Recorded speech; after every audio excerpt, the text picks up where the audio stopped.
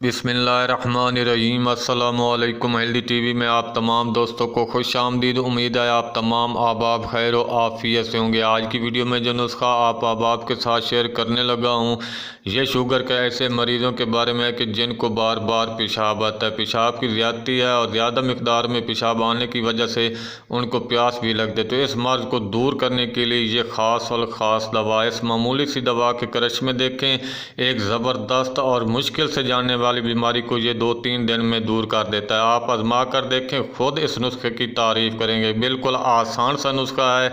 हल्दी आपने लेनी है गांठ वाली और ख़ुद इसको पीस कर इसका सफ़ूफ बना लेना है।